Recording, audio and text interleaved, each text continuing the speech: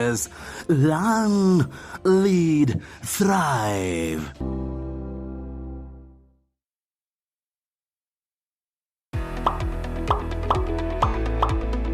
Ne nobwate ebyasara gusemega uraganie tukubikirira itangazo ebene sukuru eduka inyagitari inyangi gose amatanga vono nabugutwakira esimi ase namba inoti sana ibere isato isano isato isato isato inoti enoti kumanya mange monona buigona bogo tutarira asensemo ya Nyamataro Entire House mwensi twabaliganirie.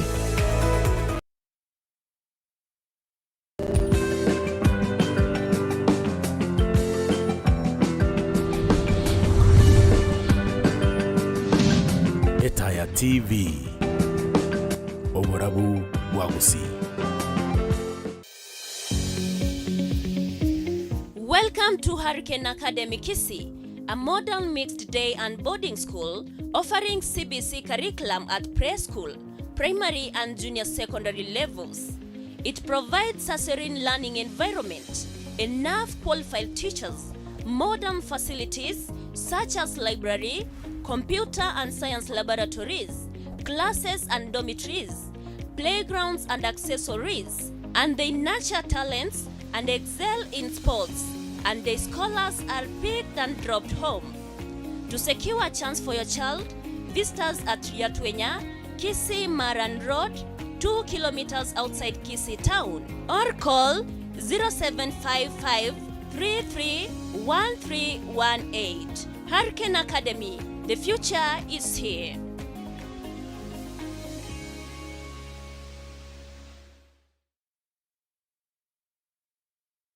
Kira abuna kugoikira goikabe akuri robotuke gosakwa nabo kunenki nabasaki baito bamangana maya kurwa se binyoroime nabo igo chinchera mone binchera asoko eneke buna goikere rimorioka totari komenta gose korusia kende gionsi ageko gara credit ko dia Alhamisi ora chikobwata na monainche ase unenkio Alhamisi liombengo korente ronsi buna bire kagwateka chinsa ibere nabo igo chinsa inye chiabotuko nche ligonkoro kwa Eric Maobe.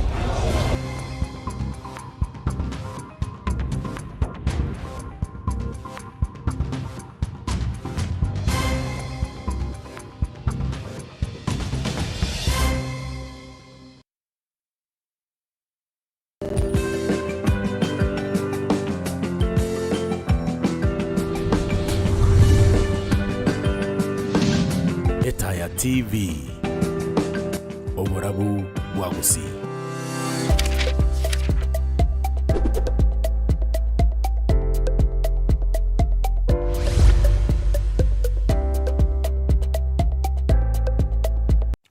Buya kikimo manchu ribeda dervision yanda onsia sobede na nechinga kicha bene to kwarigan kikime to anda somo tumoga mosidini.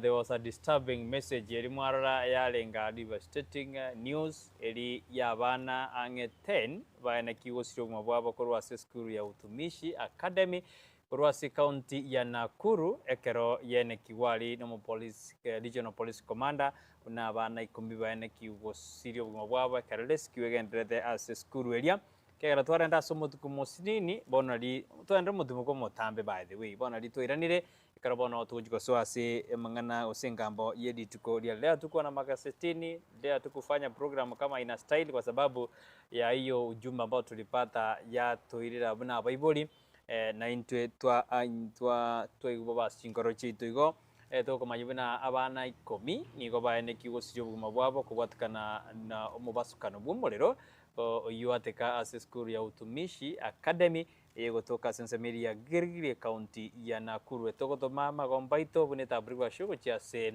school yo na Bible amo na bairi na basani korende asebono toiranire asentunde ito ya kabere se ya gatatu kadoji gukora lituko lia lero elire lituko lia International Menstrual Hygiene Day ekaro likurigire ligwe ensengi batimete oseba go chengera oseba kurigire merobeli ya eria bekirwe kinaturo chikoriria asema bia bone kunile tindi jebieka niko na Mama Africa kama kawaida.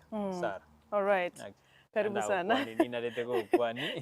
Karibu sana. Yeah. Our guests feel most welcome. Yeah. We will be joining with you in a short while. Yes, that's true. Jisikie nyumbani, karibuni sana. Akiongozwa na Madam Magdalene. Tuko hapa asenge nchoyo kuligerera igoro yeli tukeligalia International Day of for Menstrual Hygiene.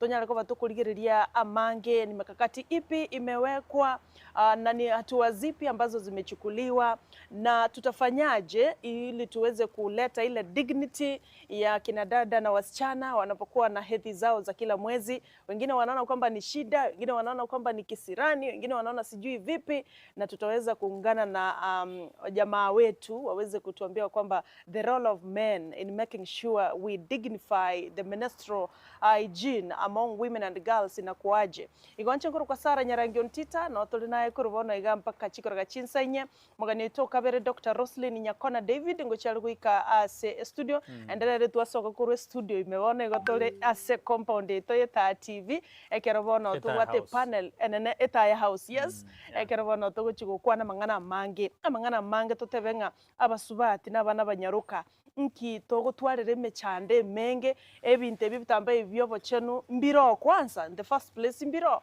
onye birororo mbire affordable yani bino bimtoto chukwa na simambia bono igo stay tuned enereta TV obarabu bagusi Facebook na otolibne taya TV YouTube na otolibne taya TV na SMS number butambe nere ase TV yao igo sanga na itukorobono iga weka omwelio Biasana na Sara itia kiriko bate leo itabidi tuchanganye ndimi kwa sababu tuchanganya kabisa. Utapata kuna wanafunzi huko ambao waelewi lugha yetu ya Kikisii but itabidi ya kwamba tutakuja tukachanganya ndimi kidogo ili tuweze kupata ufahamu kwa njia ambayo inastahili. Kigima ndoje Daktari Roselyne Nyakona amefika ndani ya nyumba na ndo nyore nango ligare kero kyo bokumende pase county ya Kisii anene katwara kwa interview nere na tutebi nene remero bilia begete yo kuhakikisha kwamba umwana munyaruka tarati kumagega ngobono rero ase panel yite tubwate daktari unajua what is daktari they are doctors all of them doctors Dr.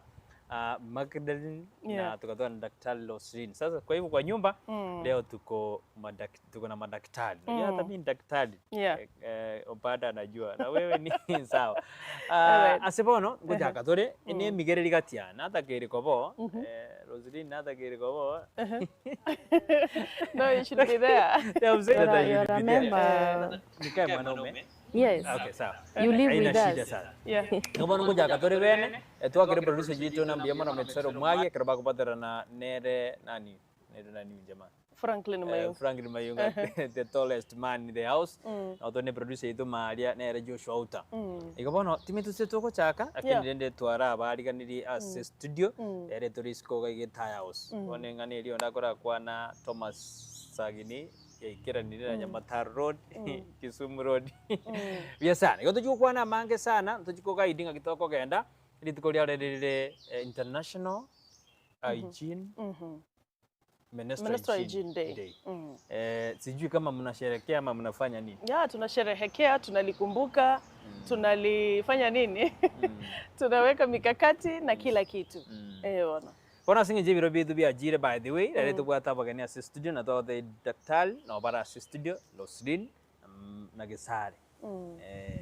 Roselyne ndiye anje to tumerike kusita to tumeka Roselyne.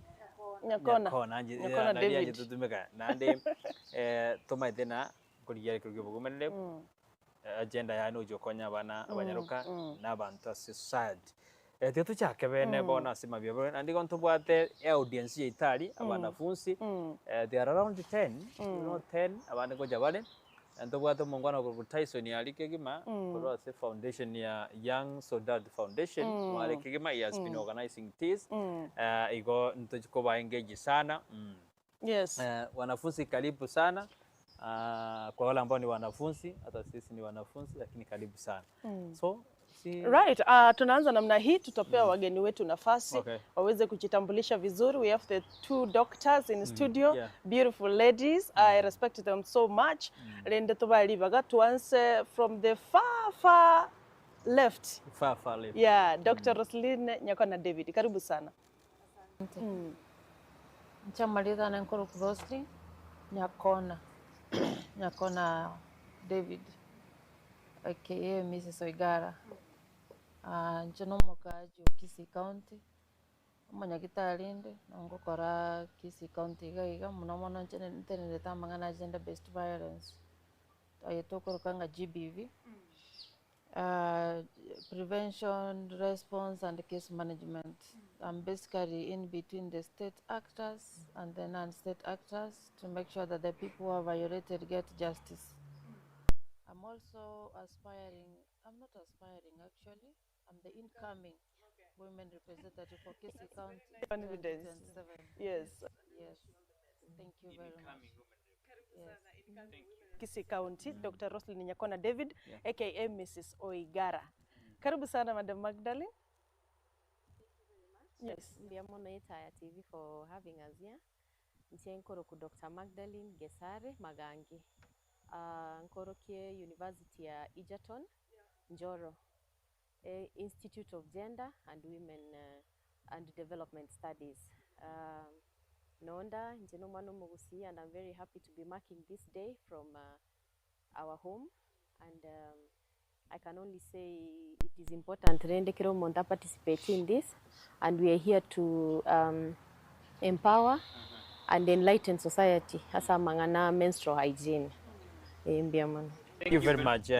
Tutara so aset of gedit ko dialero bunainwa baiboli abarai Nyakona nere ya baire bona mambi devastating news korwa seskuru ya utumishi Girls Academy asa bana bayane kiwange 10 osiri umwe bwabo kubatukana no mubasukana bumuriro yiwateka kuchagra jinsa kianda nenu swon gukira rero bono no ni na baiboli more what can you say na moto mapole na nimura kwana linganeli. Maybe we can start with the Dr. Roselyne. What can you say? Yeah, on my own behalf, as a parent and as the incoming women rep for Kisii County, first of all, I want to say pole sana to the parents who have lost their children. May the young souls rest in eternal peace. I will not have so much to comment on this because I don't know what caused the fire. The only thing I can ask the government is to barore bakoro bolingo lyubia eliagera tomanyanga niki kiagera abana babaiya eliagera nandete base go kolekana eliakabere nandi nechi skuru chirende tobwate we also ntete gotebia abalimu baito bairenga abana babona barabo so that batwara extra care asa abana aba. There should be someone at least to monitor what is going on. Care maybe if there was really good monitor and care, nangango which are what we live in total. Losing 10 lives, umanisha something in for long, monto atali aware. So we should be extra cautious and take care of these children. Thank you. Madam Magdalene. Yeah, my heart goes out to the parents and the families and the entire school fraternity for the loss. Abana ikomi na bange mono nonyari kuboyomo ni mtoto wa familia. So I am deeply heartbroken on behalf of every other parent. Nainde, this is something that is going to affect not only the families and teachers, but also the students who are with their colleagues. And there is a lot of trauma for the rest in the school. But I know the ministry will take up its responsibility, Kokonya, maybe with the investigations and also to look into the cause of the fire and anything else around that. So sincere condolences to the families and pole sana, it is devastating. Kuno gutuma magomba bara baitu batumire bono tiga ujungusia korwe tumaye ngigiaba and then kero ya koduru chiskuru jinde chibwa tiama chiko namarawa ile tutange mebasukana bune okorekana chiskuru. It's so really devastating news asemambi yedi tukana gosiria abana 10 nande ntora magosa bande mbamente number. It's so painful asemambi. It's a Black Thursday. padirende tigato tore miji family chidi. So sasa yo tuenda set up getu editko dialero about International Menstrual Hygiene Day. So asidi tukulele tora kwande topic ina twago teina bageni baito na bwabo bakwana mangana mangi sana. All right, mbia mona sana.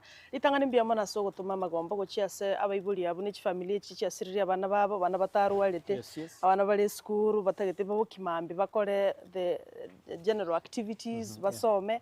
Rende we are challenging schools singa rende babe very careful, they mitigate chi problem chiri chigo kosi bintu bunebyo ntosiri abana abangi wana karto so ese top ketu eli tukolera lero Madam Magdalene na wego Madam Roselyne Nyakona David lero neli tukolio ko ikinyora osenogo chengera tumetini numero alibeke bia but turara chakera turabeko boroso. Where are we? I think a day like this last year I think we sat down akaratuwa na ndikuinyora litukeliga bona tumedinga ngaitore astuarenge last year in the past years nekaroto kulinyora rero iga twa mokire bitambokero twasukire woseme chando neli etigarete kobaro Dr. Roselyne Nyakona David turachakira turararengera linga where we up to now. And maybe I can question about it now. Why should we have International Menstrual Hygiene Day? Kero question area yons, Madam Roselyne. We have made progress. It is not like it used to be. Tetenko irani maige kero na alingo mwana mokesana na alingi class 1, one of the primary schools around. Ono yabeire break manya kuligereri manya konyora abantu basongerere to one of the girls uisaran stick razima basongerere abandi bagoseka bagate bakurangira ninchumuligereri kachikwenda nanchikuligereri nganingi kere nkanyorango muskoli itekire menses yecho chirensa chigendete kunyo kuiteka bina maji. You know, looking back, as it I think information has been given out there abantu basomiwe abana basomiwe and why we mark this day is because of the progress that we have made, and also we need to create more awareness about menses. We need more people to know November libatara manya wananga menses yene ya maana and without menses we no koibor no na nanga toiboiri. So we need to create awareness and also to remove stigma and don't get stigma and even mental health issues. Mato musike no ivono I think this is kwa imuona tena shule. So it means he got affected akatwara that shame akagenda pi. So this day for us it's very important to remove stigma, to create awareness and even tell people that our girls need to have these menses but with dignity. Because they are aware and why even we needed to have Brighton here. So this is a community issue. It's not an issue about girls only. Brighton understands and is able to teach those other men.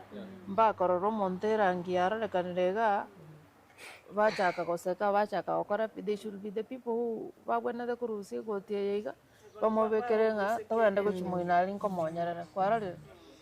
so this is very important for us because of the creating awareness, stigma, and also telling everybody else that our girls need to have their menses with dignity and without shame. All right. Yeah. Dr. Magdalene? Yes.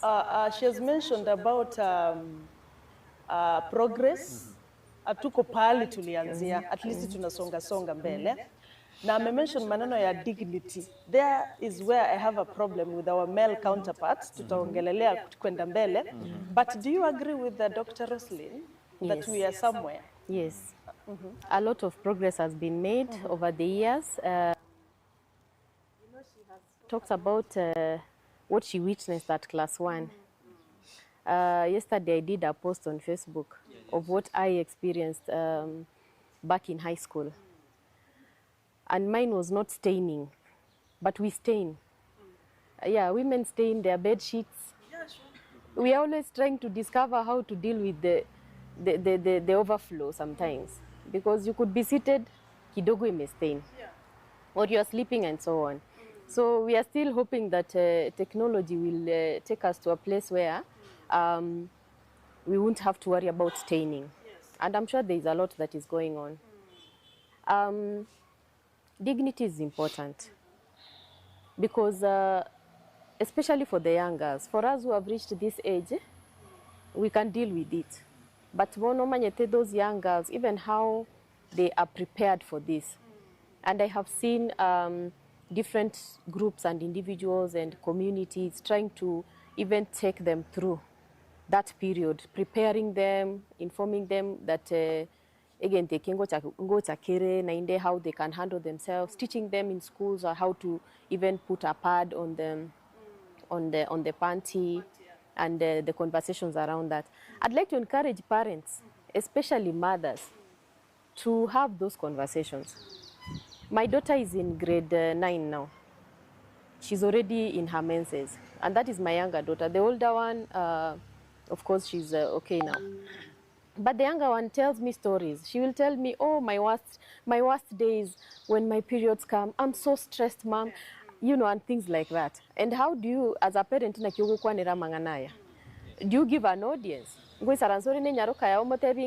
girl, we are all going through it. Don't worry, it is 3 to 5 days, go say up to 7 days. And in that period, conduct. She will tell me, yesterday I had a bad night. In the middle of the night, as I was just turning, I stained the sheets. You know, I couldn't sleep. I woke up. I had to go soak the sheets. And that is the child of someone like me. What about Umwanoriore village? Yeah, sure. What about the privileges that my daughter has? That child who is sharing a bed with her 3 other siblings, who does not have the luxury of changing sheets. So we need to make a few more steps as society. We need to have, Brighton, before you come, I know, challenge. I know the second question. I know. We have done some progress. I know your second question is okay, but before that, how will our men, now that we are involving men, I can see them there. How will our men, Dr. Roselyne, Nyakona David, support us? Because kuna mwanamke ambaye anapitia hedhi zake, na trust you, mimi mwanaume wake anamwambia alale the other room because they don't want to sleep together. Ikiagararo chingaki itaenda kukua aje. Kuna mwanaume ambaye hawezi kuletea bibi yake hizi sanitary towels ama mtoto wake. Kuna wanaume ambao wako very supportive, awako, and you understand those Africanism in men, and they don't see any dignity in this. Yani they sing during those dates. Na mmesema dignity is very key. Wanafaa kutusaidia. They should be working with us in this journey. But kuna wanawake ambao wanapitia hizo shida. There is no support from these men and our boys. Hata akikuona kwamba unapitia, ameona from you men, Okay. from them. Kuna hata girlfriend wake akimwambia ati niko na hiyo, anamwambia basi tutaonana after that. Hawezi kuenda huko amnunulia hata chocolate aende nayo, ajua anapitia hizi vitu. Unaelewa? Ampelekee maua, amwambie pole, ampikie. Yani we are left on our own. Now Dr. Roselyne and Dr. Magdalene, as you answer, hao wanaume watatusupport kivipi? As you answer Dr. Roselyne and Dr. Magdalene, toba nyoti kabarasa so as YouTube to YouTube. Yes. You can subscribe or you can send that, you can share that link. Sasa nimekutumia so you can send to your team. Kwa sasa Sara ameuliza sisi wanaume tutajibu aje kuwasaidia, si ndio?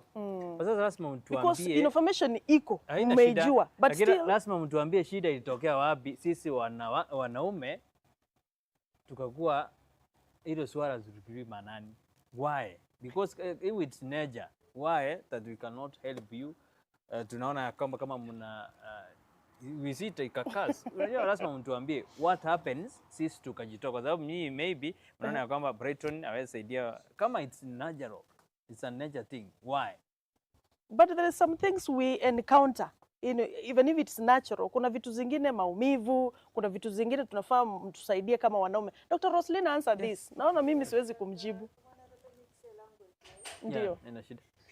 Because most of our audience here ite nyingine ya Kegusi, and we also have visitors here, so you can forgive us when we go sometimes to our language and yeah, I'm happy to see you. This lady is from which organization? Could you supported by our very good friends from the US. They give us menstrual cups, which I know Brighton doesn't know about, but she will explain.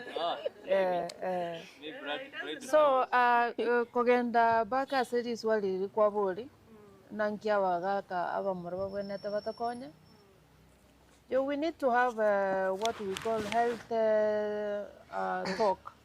We need to have some kind of conversation around this and make our men understand. Maybe they could not be understanding. And when you're in Kisi, we live in a society that is very much on a patriarchal society, where women had no voice. But at least nowadays we have voice, we can even talk about it. Maybe hiyo kitambo hata tungekuwa allowed kuongea. Unajua, kitambo I hear that even when a woman mwanamke akiwa na menses hata angeweza kupikia bwanake. Sasa unaona tumetoka hapo. So what is going to help us is us to sit down our men, the men who are at least enlightened, to go and have some talk with the men and even the younger boys in school and the universities. Let us encourage them to go and have a talk around this and why it is important to support our women on this. Because you see, if I'm not wrong, maybe kama huyo msichana aliacha kuenda shule forever, then it means unaona maisha yake sasa iliachia hapo, maybe akafika age akaolewa, na maybe ni mtu mwingine angesoma akue something in future. So we need to really encourage healthy talks and create more awareness, especially to the men who might not understand. But at least I know by this time, the steps that we have made is that those things, the talks have been introduced in schools. Now at some level, when we talk about reproductive health, at least the men are taught about it in school, and they might understand. But also what we need to tell them is how to react when they see. Because yes, wamefundishwa, but when they see it, how are they supposed to react? How are they supposed to support their women? And also ask the men to support us in eliminating this stigma, because that is the main issue, and that is the main problem that we have. Ile tu wanaona wasione kama kuhave menses kila mwezi ni uchafu ama nini. They should just look at it positively. It's a natural process. It's a natural process. Yes, look at it positively and have some talk around it. That is the only way we can finish this. Yes. Magdalene, you're adding something about the question we asked. Kwa sababu, why can't a man go buy you your sanitary towels? Anafaa kujua hata brand. Akiona hii anasema hamuna ile other brand. My wife uses this one, or my daughter uses this one. But hatuna hiyo. Wanaume wengine they can be reasonable enough kukupea pesa, but they cannot go and buy some of them. Hizi kwa maneno kama hayo and many other issues surrounding gender, we cannot handle issues like that alone as women. So male engagement is very important. In high school, when I had my menses and they were so painful, kuna kitu inaitwa endometriosis. Very, very painful. And many women out there undergo that. Nona. And at some point, I was still a child. My dad is a pharmacist by profession. So this one time I'm home and it's evening. My dad is in the sitting room and I'm in the bedroom and the pains could not subside. Nikajiambia, sini babangu na sini daktari. I gathered courage, nikaenda sitting room, nikamwambia, Dad, I am in pain. My menses, they hurt. Akaniambia, okay, don't worry. He prescribed a ridiculously high dose of antibiotics and I was to take it, start, and then after I think 30 minutes or 1 hour, I was to do the same dose. I asked him, Dad, are you serious? You want to kill me? Because the medicine hiyo dose ilikuwa noma. Akaniambia, just do as I've told you. So I went, took hizo dawa nikazimeza zote. They were like 8 pills at a go. And then the pain died in less than 10 minutes. And after the second dose again, sasa ikakufa kabisa. So that was my dad. How many young girls can approach you as a father? Brighton, can your daughter approach you? Can your daughter come to you and tell you, Dad? If you never Please. started this conversation. Yes. Because you need to start. So you have to have, and women should stop telling wives, by the way, and women, stop telling eti men that these are not your issues. Stop telling men that you don't talk to your daughters about this. If we want to kill the stigma, we should have certain conversations in an environment that is okay. I mean, the father does not mean any harm to his daughter for him to engage in such a conversation. Okay? Especially where there is an open kind of relationship between the father and the daughter. And many fathers love their daughters. Yes. So men engagement is important. At Egerton, there is a club that I happen to be a patron. It is called Beyond the Cycle Club. And I was approached to be the patron by a young man. And this club is about menstrual hygiene. Once in 3 months, they come together, they look for resources here, there. They're able to buy sanitary towels and they go and donate in schools, primary schools and any other schools around Egerton. But you see, the chairman and a number of members in that club are boys. And that, for me, I felt that was a really bold move by young men. You know, the fact that they can feel the pain that these girls are going through. It is not enough to say, oh, I'm sorry for what. You see what you have said, Sarah, my dear. When you said that, can he facilitate? Daddy does not have to sit down and ask you, have your menses come? Apana. But Daddy, can you give your daughter money? Tell her, I know you always have this every month. This is for that. Yes. Yeah, go and buy the one that suits you. The best part about fathers, they will not give you 50 shillings. Ile kale kapak kamoja. Fathers will give you 500 shillings, which is a lot more. So there is no harm in engaging the men in our lives. Yes. Madam Magdalene and Roselyne, are we the problem? Sisi wanaume ndio shida. Kwa sababu kama mbona changamoto inaendelea kila siku. Are we the problem? No, you're not the problem. Society is the problem. Society is the problem. You see? It can be a problem as well. No. Some of them doesn't provide. No, society is the problem because even amongst our leaders, for example, are there no allocations for sanitary towels in schools? They are there. But is government even channeling enough resources towards that? Because you will find, yeah, there's a fund for that, but wasichana wanapewa hiyo sanitary maybe once in a term. Something that we face every month. And the girls have different flows.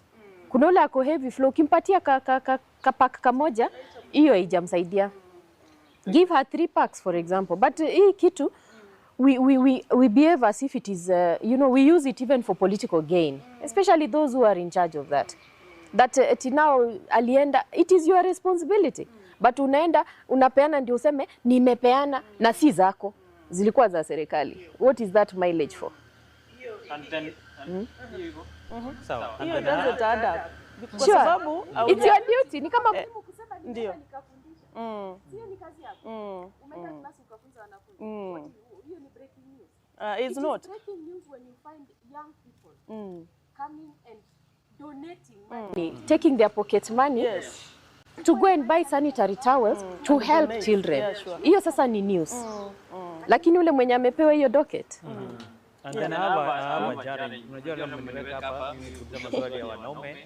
Sarah, Roselyne and Magdalene daktari. When we talk about the menstrual hygiene, why do we always talk about sanitary towels? Because sasa umesema ya kwamba wewe wakati ulianza ama Sara wakati walianza hiyo wakati wake akujua nini nastahili kuja kwanza ni mafunzo, tufunza hawa wanadada wakiwa shuleni, sasa hii kitu itakuja ndio anza kutumia hizo sanitary towel. But sasa sisi I see we are focusing in sanitary towel bila kupeana mafunzo maybe kwa shule kwa wasichana. What comes first? Important. What? Some of us, me and Dr. Maggie, for example, we've done this thing for the last more than 10 years. 10 years, yeah. When we choose to go to a school, we might not be having those sanitary towels to give the whole school. Yes. But the most important thing that we do, even today now, is education and creating awareness and trying to eliminate stigma. Before even the sanitary pads come or politics come, the first thing we do is to create awareness. It is before politics, we have to create awareness.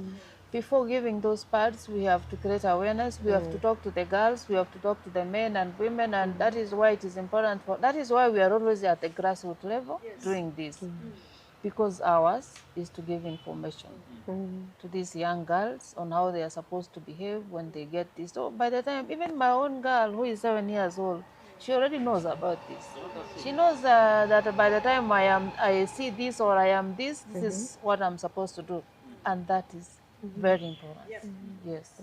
Thank you very much, Dr. Magdalene and Dr. Roselyne, Nyakona David and our panelists. Tutawapatia nafasi, msichoke na msijali. Kila mtu atuambie experience yake. Because I have my own experience. Nikianza, I shared with Brighton. After I saw you posted and you shared yours. Najua Dr. Roselyne pia yeye akona experience yake alipoanza. Mimi ilinikuta shuleni. Kikumbuka nilikuwa shuleni na nilikuwa kidato cha 3. Nilichukua muda sana. Wao ndo mgongo inategemea. Haijalishi kwamba mtoto ameona akiwa mtoto mdogo. Form 3. Form 3. Form 3. So, tusianze kujaji ati mtoto ameanza akiwa mdogo alafu unaanza kuamba ati huyu mtoto ni mang'aa. No, inategemea vile umezaliwa. So I didn't know about that. Na nilikuwa naona tu, by the way tuko tumepewa mafundisho. Ndio maana mzee wa kazi ameuliza tunafanya nini ili kuhamasisha watu wajue. So mimi nililia kwenda kwa academics teacher, Mr. Orinevi, you know him. Mr. Orinevi nilimwambia mimi nimeona maajabu. Alafu sasa ananiambia maajabu gani? Nikamwambia, alafu alicheka akaniambia, Sara, are you serious? Is this your first time? First time about what, mwalimu? So Lende alinisaidia kunipeleka kwa other madam. Shuleni uzuri kulikuwa na hizo sanitary towels. Ndio maana tutauliza kwamba hata shuleni utasaidiaje mtoto ambaye amejikuta katika hiyo hali bila kumtuma nyumbani. Nyumbani ni mbali sana. So walinipatia hiyo sanitary towels, wakanipatia namba 1 pia ilikuwa hapo. Alafu wakaniambia it's normal. Madamu akaniongelesha akaniambia yani hujawahi, hii inatokea hivi na hivi na hivi. So nilisaidiwa. Lakini sasa Daktari Roselyne na Magdalene still tuna challenge. As much as we amplify this, we talk about it all the time, we go schools, tunahamasisha watu, but still there is a gap. Some girls still are missing schools due to these sanitary towels products, and still there is existing programs as you do. Why then do we have again some girls missing classes, missing schools for a week? Kwa sababu kama kuna mwenye anaenda na siku 5, itamaanisha atakosa shule siku 5 kwa sababu hana hizi products. Why are we having still girls missing schools, Dr. Roselyne? The number 1 issue is poverty. Sarah, before you walk in these shoes of poverty, you might not know what the other girls are undergoing, what those people in the community are undergoing. Before you remove those shoes, hizo umevaa vizuri, uvae rubbers, uingie hapo ndani, utembee na wamama, uongelesha watoto, hautajua ni nini inaendelea. Wewe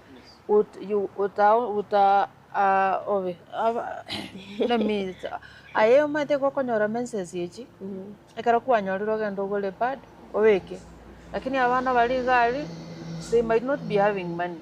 Nchena mpaka village mpaka mali na wange na tuakwanire tware conversation on how they are. As we speak right now, mwana na roro ikira na class 8 class 9 Tama ithino no kumanye badi ngento. Igo bagoteba bakugenda barikia marangeti aria magotwa bakora kibabutora naiga babutoranire basibi banikera and bacha babeka. So poverty is the number one issue. And when we are talking about the leaders, a way how they can help these people, it is because once they've been elected as leaders, is moving the way they wanted, they might forget about these people. And if you don't even stay with them, kama una autembei na wao kila siku muongee na wao kila siku, you might not know. Or you know na bado. Anyway, mate tuensin tobwate personalities chingao. To me as Roselyne, I've been in the community, I have worked with these women and these girls, and I see the challenges they have, and the number one issue is poverty. And many of these get pregnancies. Wanapewa pregnancies hapo nje na zingine hao kuna watu wa bodaboda, kuna wengine wazuri lakini kuna wengine ni wabaya. So they just no, I'm giving an example because bodaboda people, these are the people who access money daily. Atakwambia wacha nikubebe nikufikishe pale kwa nyoranga timbu atibadse o mwana shilingi 50 o mwana obolito, you know, you have not helped.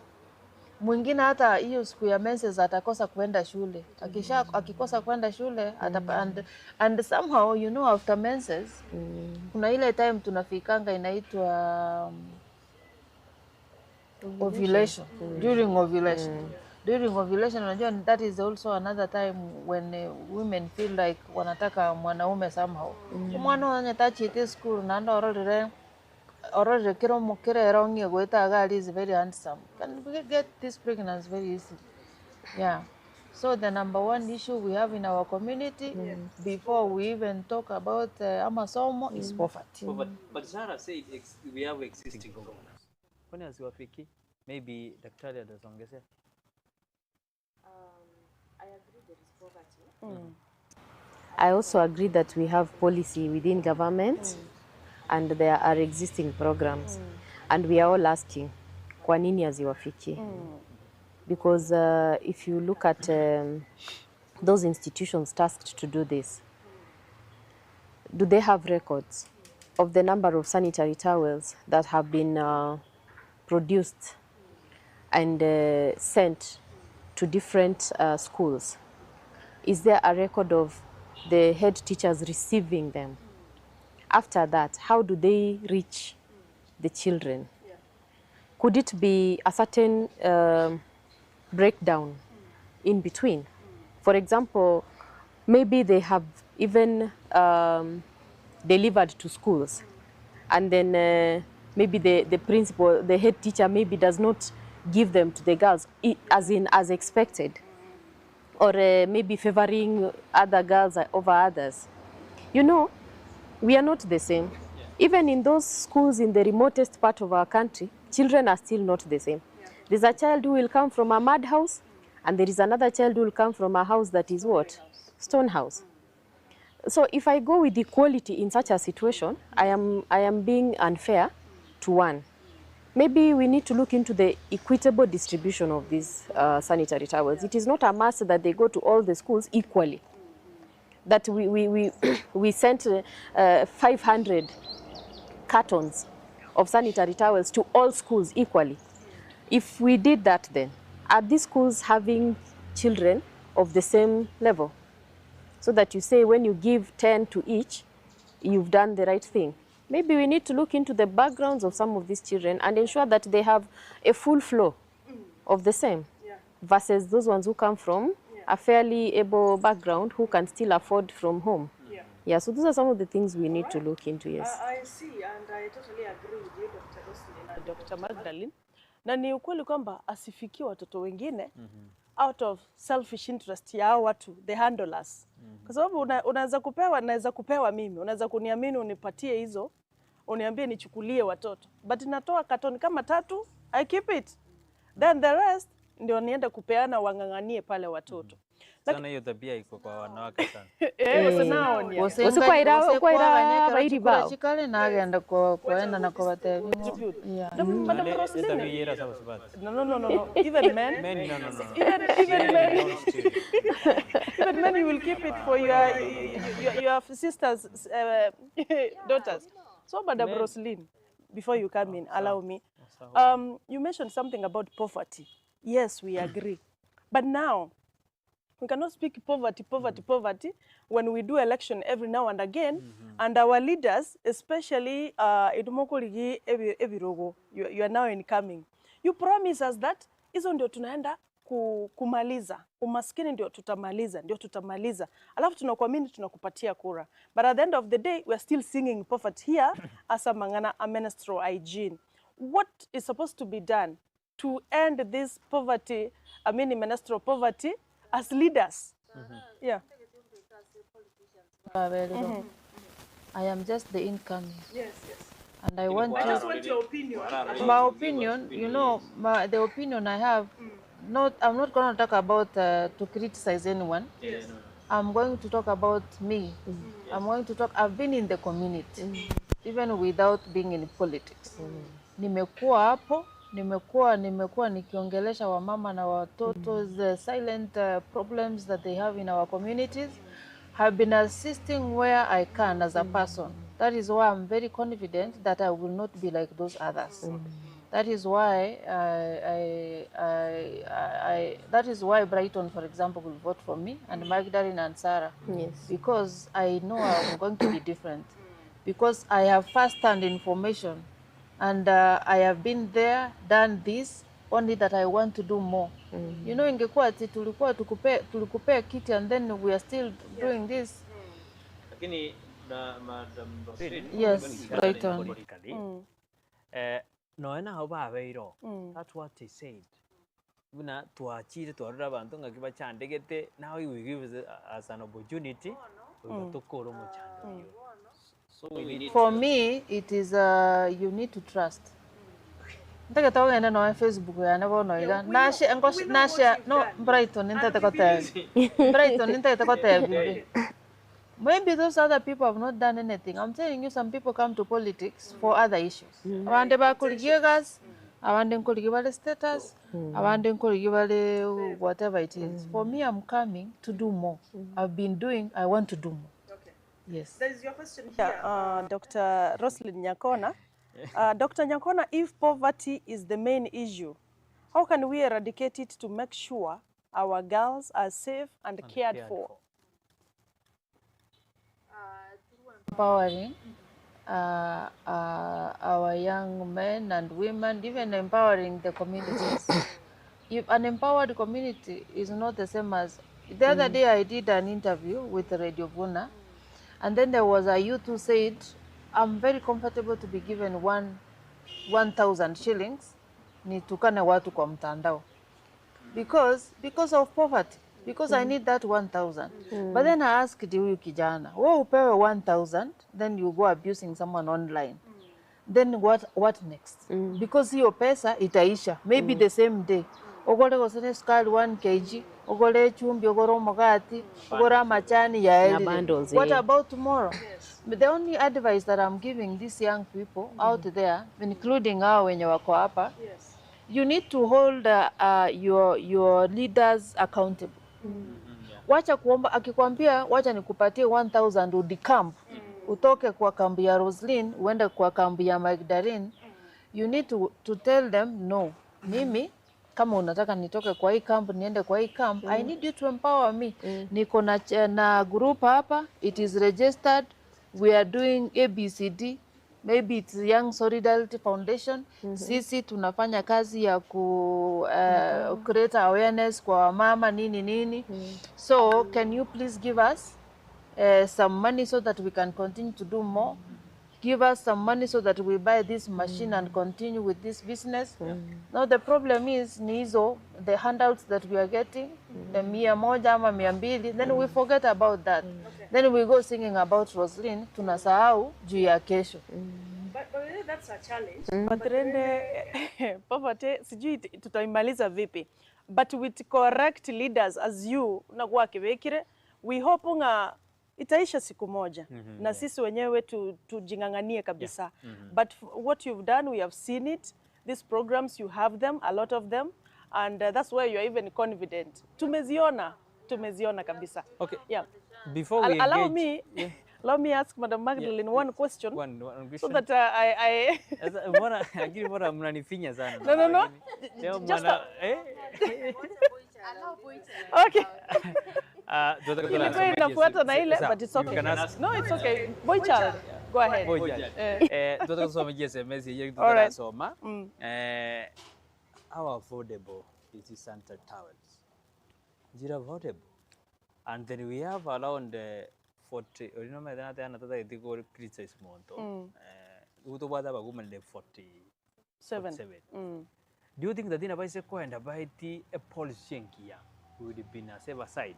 Bono now there is in coming what you can make a machikai. Do you think for 15 years of devolution, Tanga to abate the petake compared to 60 because we are celebrating Madaraka Day on 1st May. On 1st.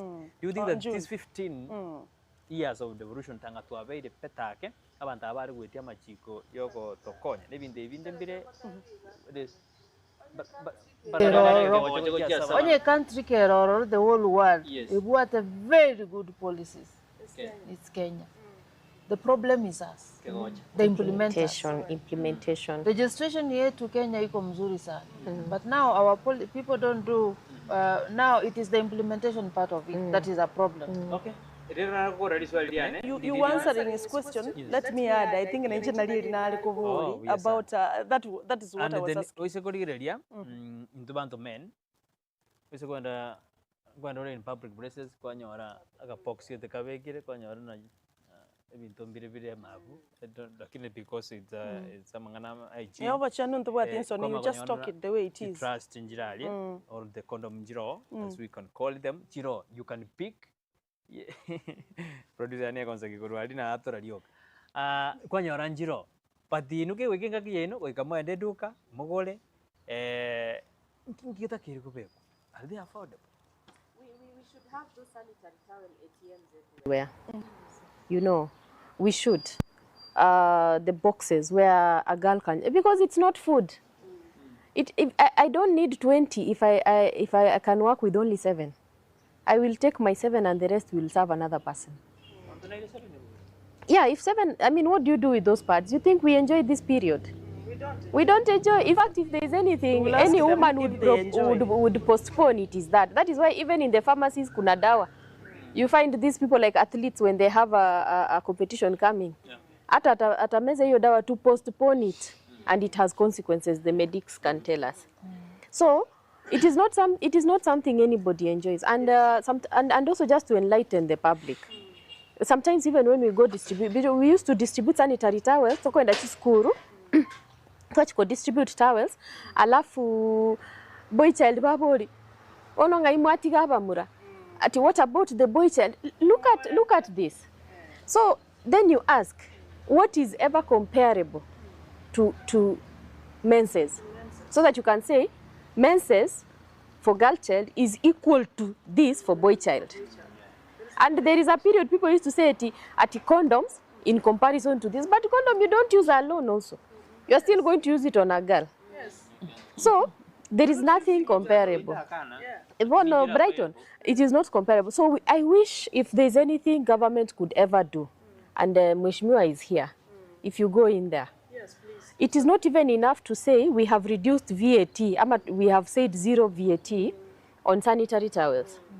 It is better to even come up with sanitary towels are free. Free.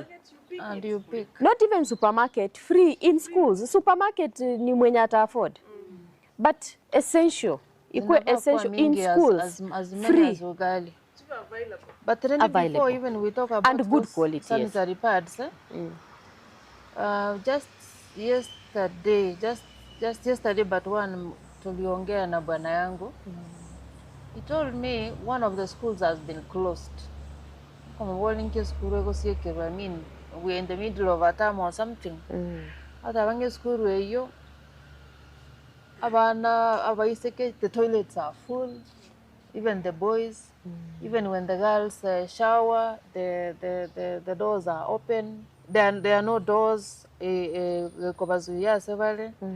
Yani such challenges. Even before we talk about sanitary pads, people should look at this girl in total. Yani angalie msichana mwana for example. What does this girl need?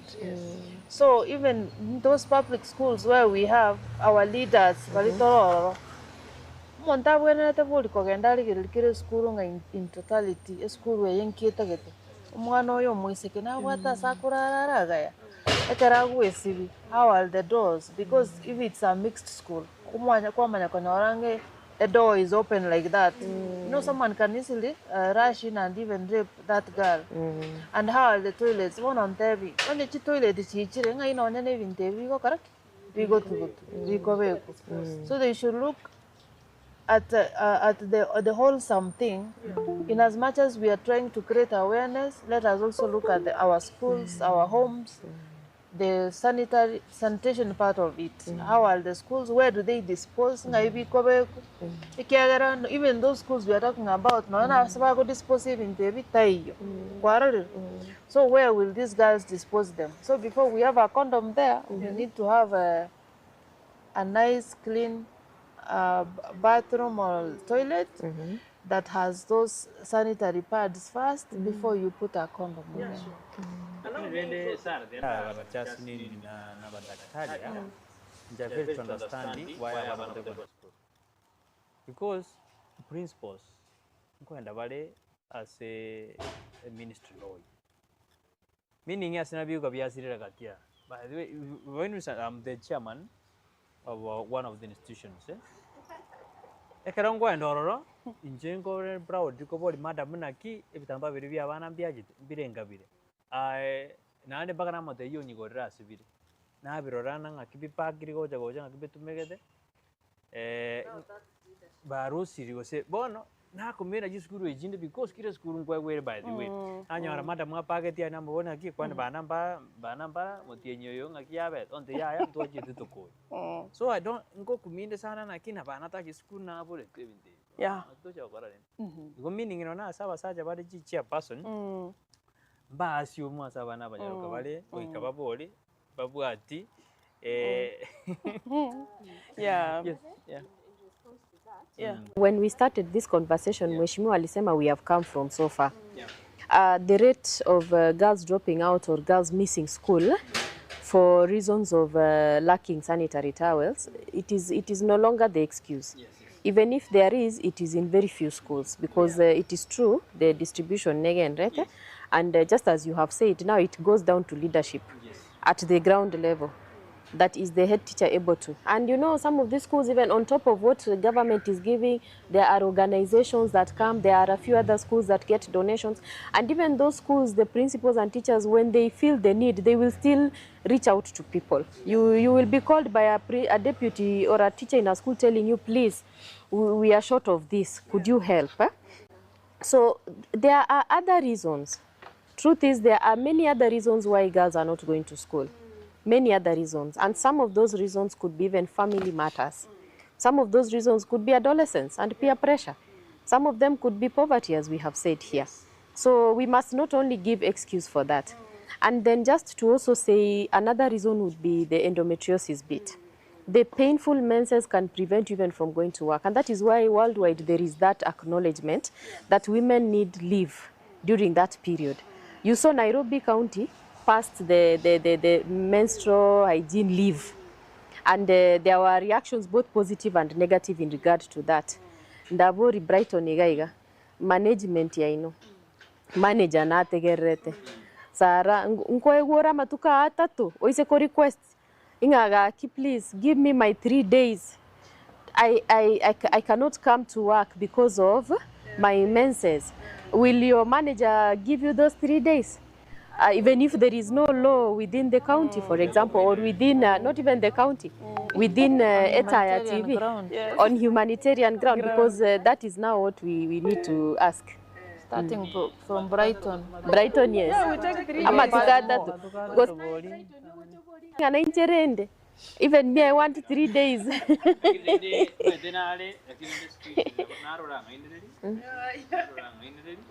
Yeah, you talk ngai ready kabere in a month. A month, just 3 days. 3 days. Yes. We can review that. You can look into it. I We'll like review that that. response. Thank you very much for that.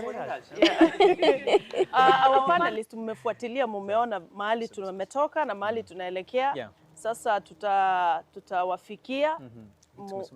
Yes, I read the SMS as you transit. Yeah. Tuone vile watachangia, watacomment kama wako na swali kwa wageni wetu asubuhi ya leo, Daktari Roselyne na Daktari Magdalene, tuweze kuhimizana kwa sababu hapa tunaongeleshana tu.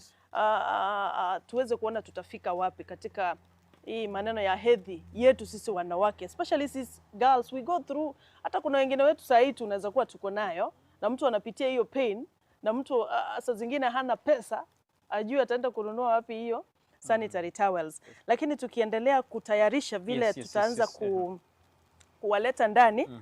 Waheshimiwa, niruhusu nisome jumbe ziko hapa. Anaitwa Salome Nyariki. Salome Nyariki, tumekuona, asante. Lona Kimori anasema thank you doctor. Hi ma'am.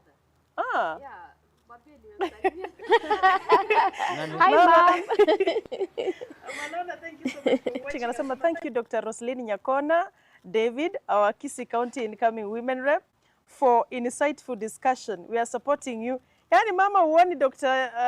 Magdalene hapa. Anaona mheshimiwa incoming. Kisii County Women Rep. Thank you so much ma'am for watching. Asante sana. Na naandika kizungungumu zaidi. Teresa Mora anasema no, even men take it to their relatives. Azile ulisema ati wanawake ndio wanaiba peke yao. Teresa alikataa.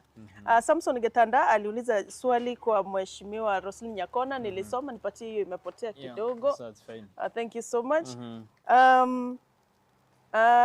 Enoch Flames Isaboke anasema proud to see Dr. Magdalene Gesare and our honorable Dr. Roselyne Nyakona David, our incoming Kisii Women Rep 2027 on your station, advocating for menstrual hygiene awareness. This is the kind of leadership and conversation of our society needs. Keep it up, keep it up. Meambiwa vizuri sana, asante kwa kuja. Mama Ruth anasema thank you for the information from Mama Abiria watching live. Mama Africa, say hi to Dr. Roselyne and Dr. Magdalene. Niko ndani pamoja hadi mwisho. Samson Getanda anasema a lot of young men in our community think that discussing menstrual makes them less of a man, or that it is strictly a woman issue. Yani wanaume wetu wanaona kwamba hiyo ni maneno ya wanawake tu. On this International Menstrual Hygiene Day, our boys need to understand that period stigma is a human right crisis. Teasing school girls or making shameful jokes about a natural biological process doesn't make you look tough. It shows ignorance. Real manhood is about building a #period-friendly world where your sisters, classmates, and partners can live with dignity, not shame. Boy child wenye mko hapa ndani mmesikia hiyo? Yeah. Asante sana Samson Getanda. Honorable Esnas Nyaramba, angekuwa hapa tungekuwa pia hapa na yeye. Anasema menstrual is natural and it needs to be embraced by everybody. It has to be embraced by everybody. Morning team kubwa, say hi to Dr. Roselyne and Dr. Magdalene. Menstrual hygiene is a challenge for our young girls and some adults. Yeah. And as we parents, let us try to encourage them and show how hygiene is done. Bila ulianza kusema mtoto anafaa kuweka aje hata baada. Nasema poleni sana kwa familia waliopoteza watoto wao na wale watoto wale shuleni ya Gilgil. Anasema natufuatilia sana. Doro D Queen anasema mbona government siku hizi haipatiani sanitary towels kwa mashule? Hiyo ni swali ameuliza. Magdalene Magangi and Dr. Roselyne Nyakona, karibu sana ndani ya studio. Asante sana. Naona Wisla Temba anatufuatilia kabisa. Keep on sending your feedbacks through 0735 333 000, ama utaenda pale Facebook utatupata pale kama Etaya TV, asensema ya Facebook na YouTube na SMS namba bune yuna wote evirie. Omongina Teresa Kemuntu agoteba mabira korwa Utumishi Girls Academy abana bakure agoteba gakia mayanda. Asante sana omongina ase ujumbe yase mambia bono na mwensi bali mogendera tugutubwate. Tuli na daktari Magdalene Magangi, tukaba na daktari Roselyne Nyakona David, incoming Women Rep Kisii County 2027, discussing matters about menstrual hygiene, ikiwa ni siku ambayo ni ya kuhamasisha watu wetu. Leo ndio ile siku. Jason Nyakundi 7629 Yuna sensema ya YouTube. Whatever Dr. Roselyne has been doing this for a long time. By that, I mean she has been giving out sanitary pads to the community. I know if she could get a chance as a women rep, she will provide more and educate more. Sante sana. Veronica Makori. Whatever, this is a very nice conversation. Keep it up, Dr. Roselyne and Dr. Magdalene. Pamoja hadi mwisho. Fauzia 254 anasema glad to see Dr. Meg and incoming women rep advocating for menstrual hygiene. Naona ni nyinyi tu mnasalimiwa, sisi hatuonekani. Hatuonekani. Sisi yani Okay. Yeah, but they are glad to see you. Yeah. I think we gonna engage our audience kidogo. Mwenye akona jambo atazungumza ndipo tutarudi kwa wageni wetu hapo. Asema mbi yedi tuko yale kodende mwachumure gendera keep tweeting gendera ututumira ujumbe yao wethera se ta TV Facebook ta TV YouTube abe na boto mekangeria wethera se number 0735 333 edinde tokenyore asema mbi yedi tukereka tole International Day for Menstrual Hygiene. Ndio tote bali tangani menstrual hygiene. Usinga kitobe. Yani iri tukoria abachanu bwa subati n'abana banyaruka. Okay. Nabayo iri tukoria abachanu uri abasubati n'abana banyaruka. I don't know whether you can do randomly or yeah, it's random. Somebody you want to say something, our panelists, you raise your hand. Start with madam, so then impare mic and then okay. But, yeah.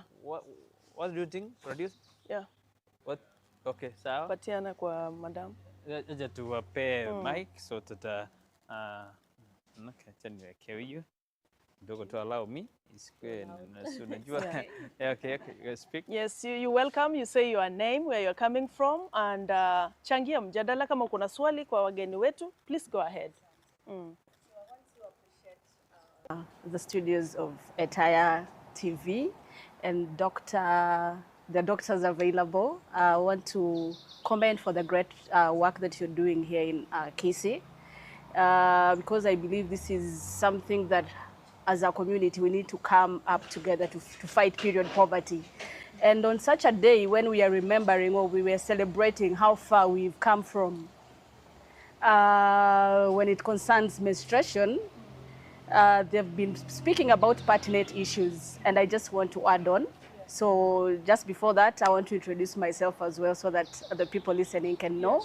So my name is Phyllis, and I've come from Kuju. It's an organization, Stroke Hands of Grace from Nairobi.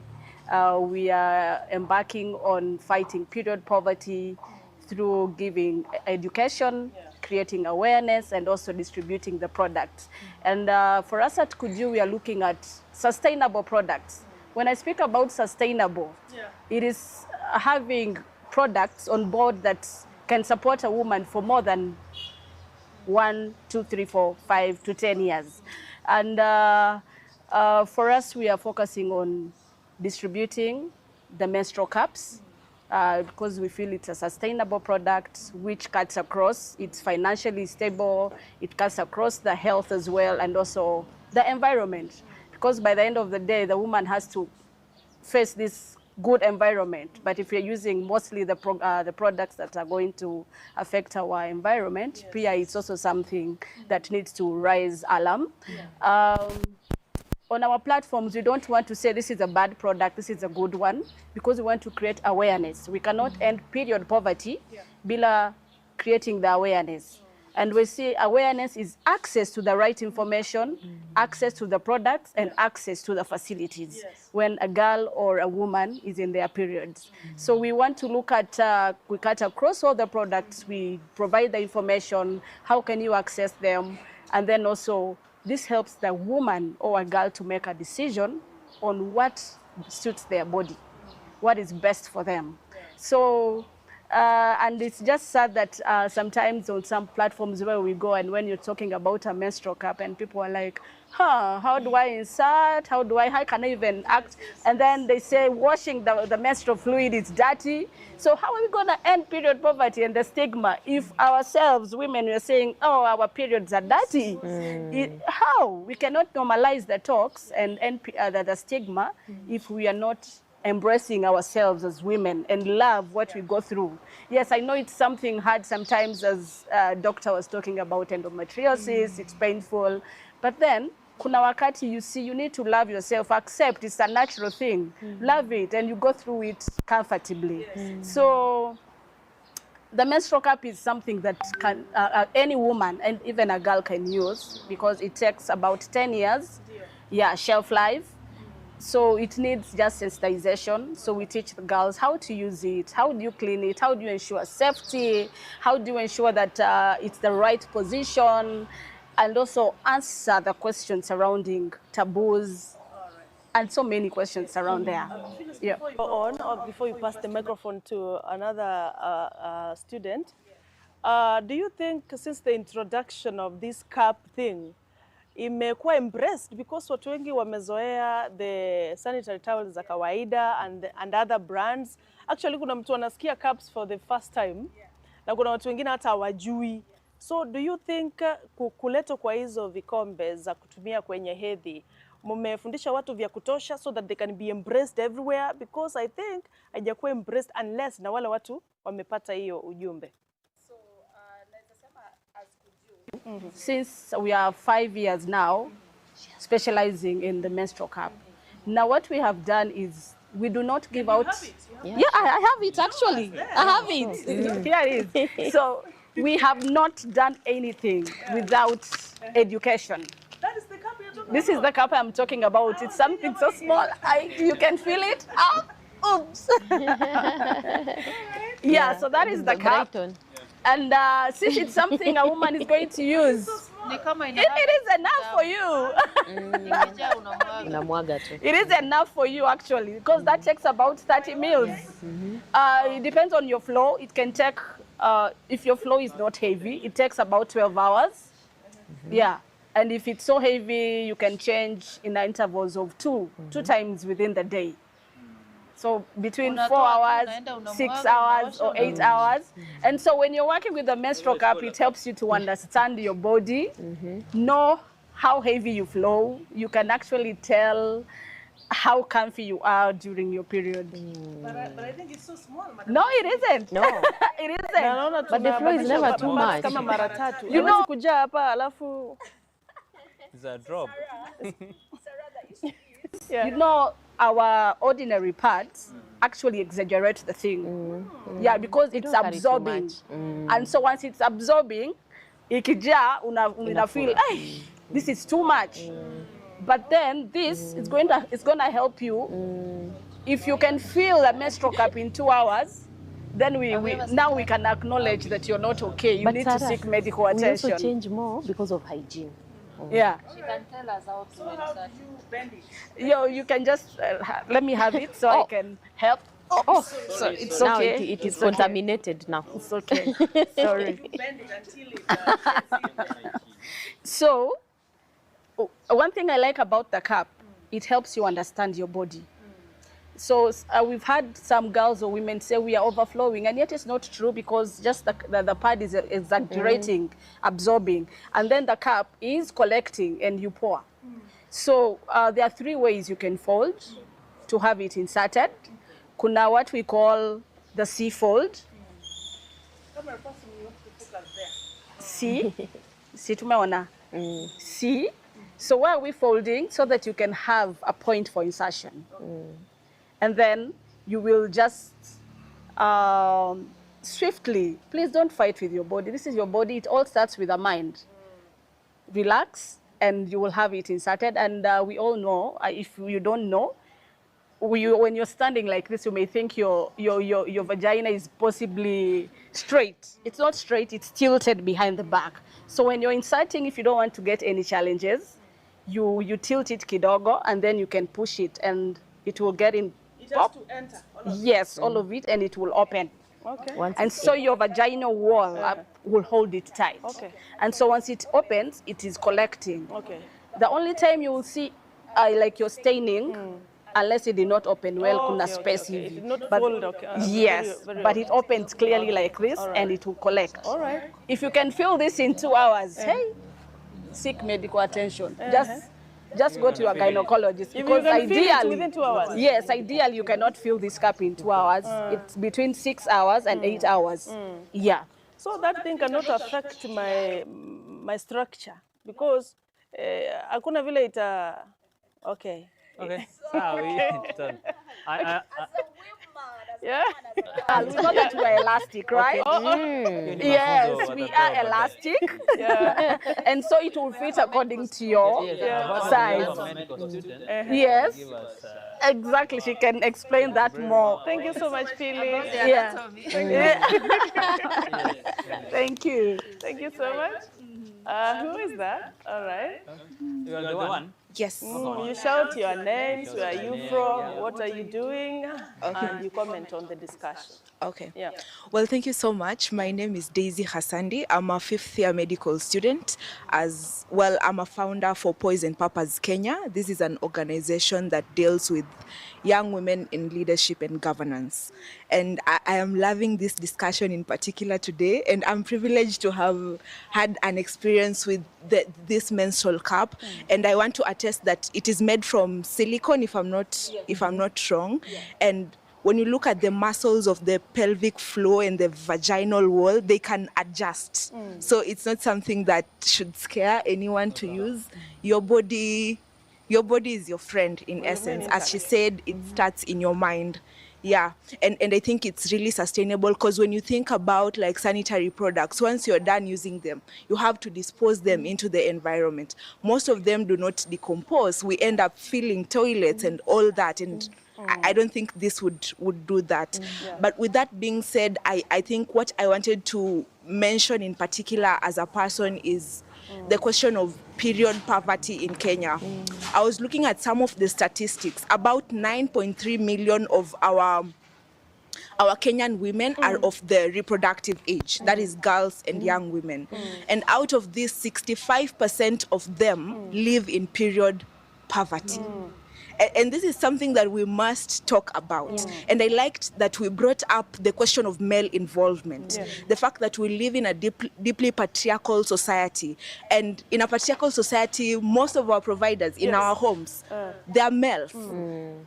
Probably the woman is not working, but the man is working. Hiyo 200 atakuja now at the end of the day. If they do not understand the gravity of menstruation, then it will not be used to buy sanitary towels for the wife and even the children. So that is why I think we need to have more of them on board. And even when we go to schools, I think we've made it we've made it a norm that when we go to schools, to primary schools, to talk to the children, we separate. We separate the boys and the girls. And what this does, it reinforces the stigma. It reinforces the stigma, especially for the boy children. They feel like this is not our conversation. We do not have to be a part of it. So I'm just here to say that all of us who are in the advocacy field, all of us who are, going to schools to talk, let us talk to them together. Because the more we talk in whispers, it's the more we reinforce period poverty. And the question of missing school, I am so passionate about women's issues that I don't know whether we understand how, deep it is. That's great. When a girl menstruates for normally it should take about 3 to 5 days. So when it takes about 3 to 5 days, for someone who does not have access to menstrual products, that is 5 times 12 months. Those are 60 days. These are 2 months of missing school. I don't know. And we are trying to fight, and we are trying to fight equality, for equality. And one of the ways we are going to get equality is through education. So imagine someone missing school for 2 months. Wow, you said your name is? Hassandi Xavier. All right. Yes. Thank you so much. Okay. We have the Egerton. Who want to add The something? Egerton, yeah. Yes. Your name, please, ma'am? Oh, hello everyone. I'm Anne Rachel Maya. I'm a master's student. I'm Dr. Magdalene's student at Egerton University.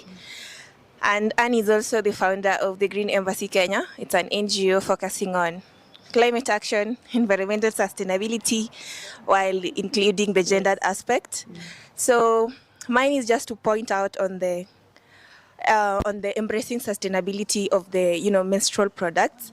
And now that we are in Kisii, I've been inspired by one work of Lennox Omwendi. Lennox is the founder of Ecobana products. I'm just inspired of what he's doing and how far he has come. And now on that, I would like to encourage Mheshimiwa that when you get to this role, I'm sure that you're going to do it. We see your passion, we see what you've been doing, and we are also following in your steps. Please encourage youth innovation, especially in issues of women and menstrual health. And also, if there's another thing you can embrace in accessibility of menstrual products, we have things that are pad banks, or you can encourage pad banks in schools, in primary schools, in secondary schools, and you have maybe someone who makes sure that they're always filled, so that we can fight this poverty, menstrual poverty together. Yeah. So I think if that is something that we can encourage, and also just to the general public, having menstruation is not something that's optional, it's biological. Yeah. So instead of having I'm not saying that having the, condom dispensers is not bad, but engaging in intercourse is a choice that you make.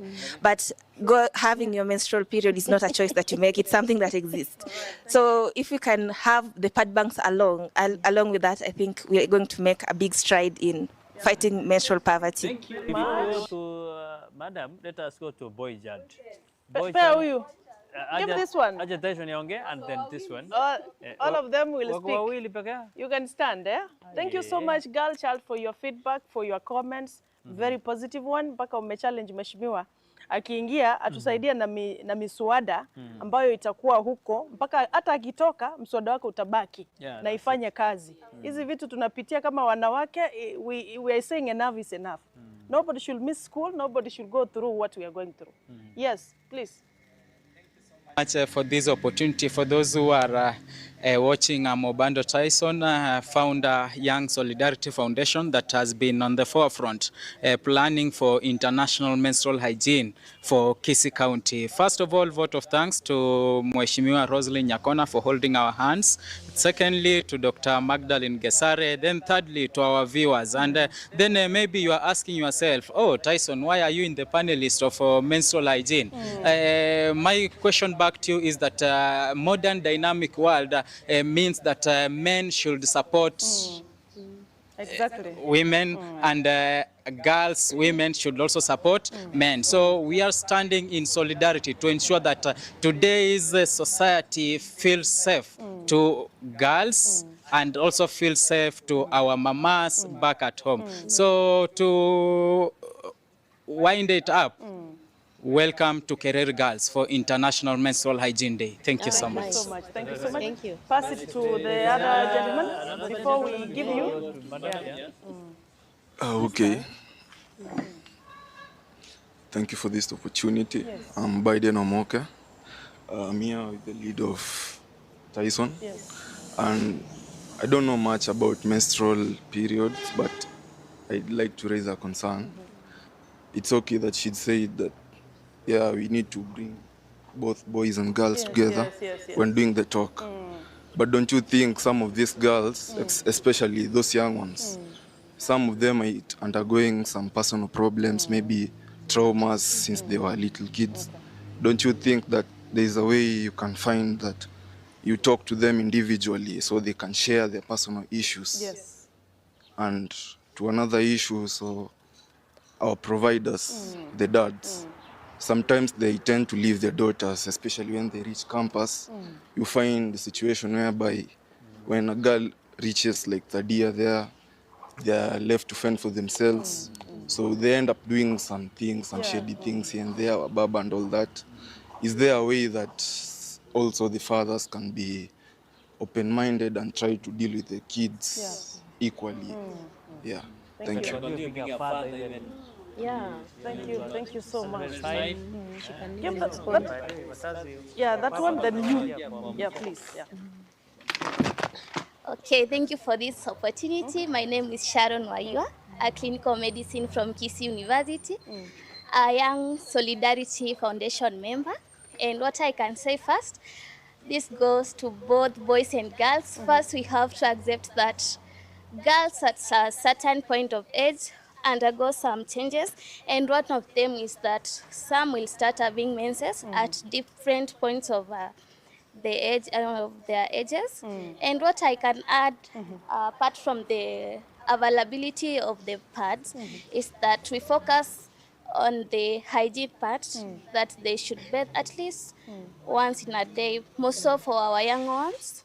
And also what I can say to them is that to focus mostly to use the breathable pads. All right. Yeah. Thank you. How was your experience when you first saw this thing? Okay, by then my experience was weird because first I joined high school while I was still not having my menses, and I found it's almost everyone it's having, now it's menstruating, it's not only me now. So kwangu sasa nilianza kuwa na wasiwasi. Form 1 yote ikapita, bado sioni menses. Nikaanza kuwa worried. Nikashangaa sasa the whole class nikiona kila mtu ananyesha, ni mimi tu. Kwani yangu ilienda wapi? Yangu ilienda wapi? Nikasema maybe this holiday I will go and tell my mom. Nikasema mama nikanyagie just niliambiwa na msichana mwingine ina depend. Then nikakanyagia, then back to school nikiwa form 2 hiyo COVID. Nikaona one of my counselors au teachers now, nikamuuliza naona tu kila msichana it's like ananyesha and they of my age, mimi bado sinyeshi. Akaniambia relax girl, sometimes zinaweza delay. Tukaenda COVID bado sijanyesha. I was so worried. Nikaambia mamangu nao shule zikikaribia kufunguliwa, nikamwambia mam, naonanga wasichana wakinyesha na pads vile tu babangu alininunulianga nikijoin form 1 ziko true intact. Yeah, my dad ndo nilikuwa naenda na yeye. Vile tu nilinunuliwa na dad hata sijaifungua hata moja. Akaniambia uko sure? Nikamwambia hebu jaribu this tunazitanga terms. Jaribu hii term, isipo utakuja uniambie. Then kurudi shule hata ikuvaliza wiki 2 ikarudi. But the funny thing, mimi kitu nilikuwa aware, nilikuwa nashinda tu na pads kwangu kwa bag yangu because nilikuwa nahitaji kunyesha. Like nilikuwa na miss sana kunyesha. Yes. Na nilifurahia sana because by that time hata nilikuwa nishajua venye zinavaliwa na vile watu huvaa. Yeah, so kwangu si ngumu sana. So when they came you were very happy? Very happy. That was high experience. Yes. Thank you so much. Yes, Mami? Just sit. Just sit. Habari zenyu watu wote ambao wanatutazama na pia sisi wote ambao tuko hapa, habari zenyu. My name is Shigoli Valerie. I am a student at Egerton, a member at Green Embassy Kenya, and a member at Chitchat with Madam Meg. And we always say Chitchat, the talk is never cheap. My message to the public and even us who are here is it is 2026. Surely talking about period poverty is insane at such a time when we have technology. Tuko na easy information. Kama hauna pads, we know kuna reusable pads. Kama kuna reusable pads, we know there are caps. Kama hakuna caps, we know there are so many, kuna tampons, so many alternatives. We know that there is AI, there is technology, there is phones. We need to use this infrastructure or this technology to be able to help our community. We are saying there are some girls in a rural place that don't have pads. Can we be able to have apps that are able to show us this area they have pads, this area they don't have pads? If they can't get pads, then at least let us give them reusable pads. Let's give them caps. Let's use this data. Let's not give this information to some set of people alone. We have so much information as a society, as a community, that we are just withholding. When we can solve this problem in 1 month. I'm very sure that if we decide today, as a society, we're going to end period poverty. With all the infrastructure that we have and the data and the technology, this issue will be ending in a year. It is surely a thing that can end in a year. However, we sit on this information. We don't show it on television. We don't air it out. We don't even have programs saying, okay, today we're going to end everything. We're going to talk about periods, the different types of products that are there, what girls can use, and this issue can end in just a year. But we are sitting on it in 2026. When we are looking forward to 2030, yes, we're looking forward yes, to even ask ourselves, we need to take that upon ourselves and say, this is the year now we say an end to period poverty. That is my message to the society. Thank you. Thank you so much. Now allow us ask our wageni hapa maswali, our panelists, then we call it a day, but wale hamjaongea tutapisha tu majina tukimaliza kwa sababu you are our guests live in studio. This goes to Madam Roselyne. Tulipokuwa tukianza tulisema kwamba abana mbali batumike bichanchave up to now mbali bakole kurende. Now as wewe ni daktari wetu tunataka kuuliza health risks that are associated with poor menstrual hygiene. Ama hata kama ni mimi kuna mtu mwenye ajui vile anajiweka vizuri kwa sababu hapo inahitajika usafi wa hali ya juu. Je, kuna yale magonjwa yanaweza kuletwa kama haujafuata masharti mazuri kabisa vile unavyojiweka ukiwa katika hedhi? Amarida naro. In as much as I will say that menstrual hygiene is not only an health issue, it's both health and educational issue. So when we are talking about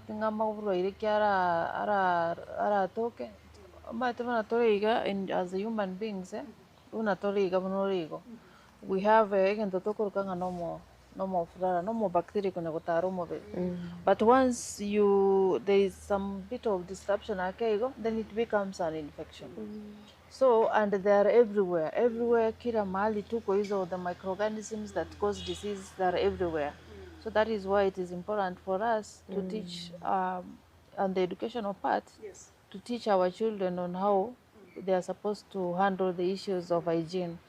Never ningankari ngene vichancha bebya kutumika gozone mamarangeti ayo, they should be washed, ziwekwe kwa jua, zikauke, ndio wavae tena. Talinga virusi ali aviveke in some corner where we have, the bacteria thrive very well where there is rich environment. Sana kama hizo in a place that is damp, nini, because they are everywhere. So they need to wash them, put them there. Ama hii yenye ametoa, vile anavaa kutoa, the way anajiosha, halafu how to dispose them. Because if you don't do that, then also it becomes an hazard or an need to the other people and even yourself. So it is important that they are wanafundishwa on how to, like now we are going to some 2 schools, and what we are going to focus on is strictly on hygiene, because here on Lady we were talking about creating awareness and how to reduce stigma, but pale tutawaonyesha practically on how to wear this pad, on how to dispose it, and also if it's the kind of vitamba that we are talking about, how they can remove them and clean them and put them to dry and use them, or even the reusable pads, or even the cups. Yes. Because our time is running out, my last question to Yeah, Madam Magdalene. we have 6 minutes. 6 minutes? Yeah. Then I allow Boy Child asiseme kwamba tumemfinya sana.